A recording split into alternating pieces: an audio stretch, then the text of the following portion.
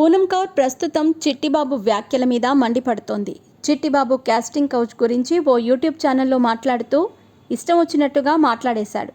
ఈ casting couch ఆరోపణల్ని కూడా north అమ్మాయిలే చేస్తుంటారని, సక్సెస్ కాలేకపోయామే అన్న అక్కసుతోనే చేస్తారని అన్నాడు. ఇంతవరకు పూనం కౌర్ తనకు జరిగిన అన్యాయాన్ని చెప్పలేదు. వచ్చి కంప్లైంట్ ఇవ్వమని అడిగితే రాలేదు అంటూ కౌంటర్లు వేశాడు. దీనిపై పూనం కౌర్ మండిపడింది. నిర్మాత చిట్టిబాబు తాజాగా చేసిన వ్యాఖ్యల మీద పూనం కౌర్ మండిపడింది. పూనం కౌర్ ఇంతవరకు వచ్చి కంప్లైంట్ ఇవ్వలేదని, ఆఫీస్కి ఎన్నిసార్లు పిలిచినా రాలేదని, కంప్లైంట్ రాసి ఇవ్వలేదని అన్నాడు. ట్విట్టర్లో ఎప్పుడో ఒక్కసారి పిచ్చిగా ట్వీట్లు వేస్తూ ఉంటుంది, కానీ ఫిర్యాదు మాత్రం ఇవ్వటం లేదని, అసలేం జరిగిందో చెప్పటం లేదని అన్నాడు. అయితే ఈ వ్యాఖ్యల మీద పూనం కౌర్ మండిపడింది.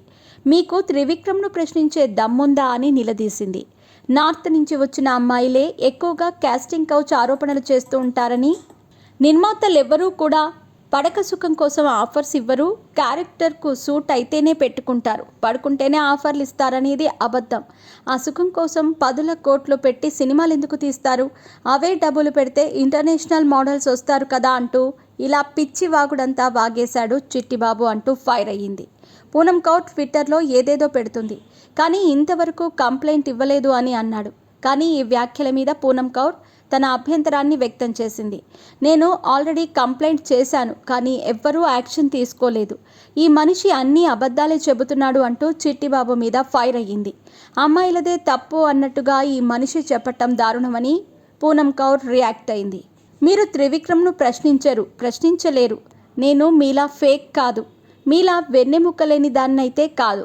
చిట్టిబాబుకి నన్ను ప్రశ్నించటం, నా మీద కామెంట్ చేయటం కాకుండా త్రివిక్రమ్ను అడిగే దమ్ముందా అంటూ మండిపడింది.